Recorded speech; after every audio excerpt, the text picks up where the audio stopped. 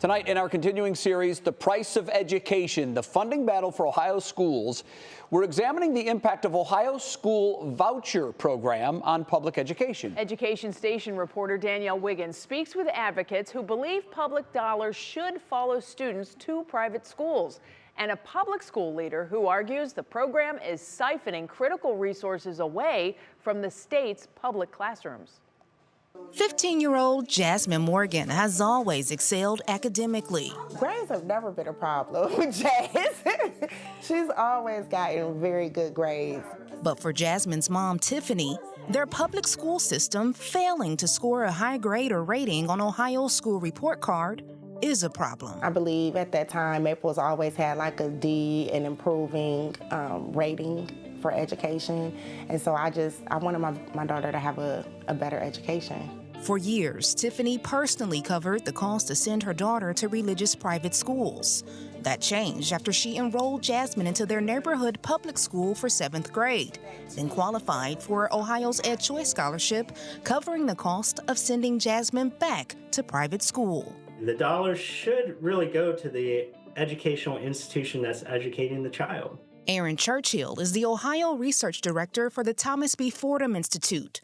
The organization advocates for school choice. There will always be a public school option. The private school option is there for families that want something different, and the state has chosen to support that choice by providing the scholarships. Ohio's voucher program began in the 90s as the Cleveland Scholarship. The program uses public funds to offer students within the Cleveland Metropolitan School District a scholarship to attend private schools. In 2005, students living in areas with low-performing public schools also qualified for vouchers under the Ed Choice Scholarship Program. Ed Choice later expanded to award money based on household income. The scholarship pays up to $6,166 for grades K through 8 and $8,408 for high school. There's one pot of money, and when you begin to take from that pot of money, that decreases the money that the public school receives. Dr. Marnisha Brown is the superintendent of Richmond Heights Local Schools. We were a district that was really being impacted by vouchers. What does professionalism look like at school? According to Brown, the loss of funding from vouchers has affected class sizes, program offerings, building maintenance, and staffing at Richmond Heights schools.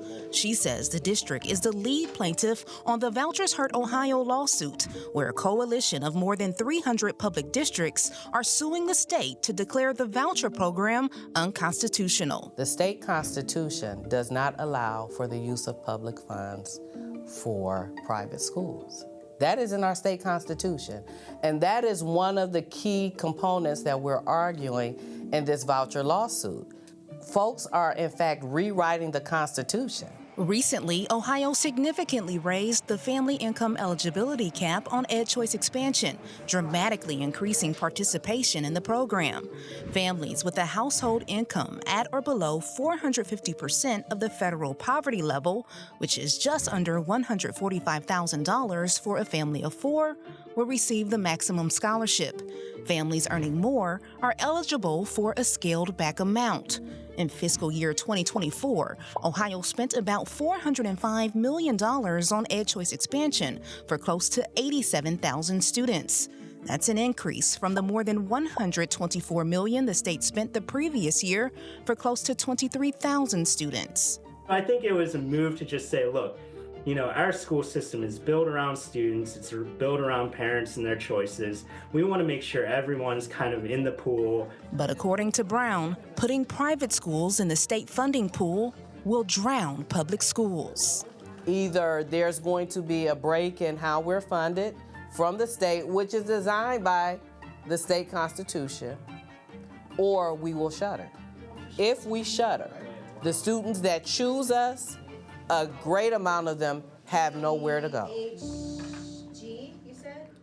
And Dr. Brown tells me she just returned from Columbus, where she attended hearings this week concerning the lawsuit over Ohio's voucher program. The case is working its way through the Franklin County Court of Common Pleas. According to Brown, the judge reviewed evidence and is expected to make a decision on what's next for the case soon.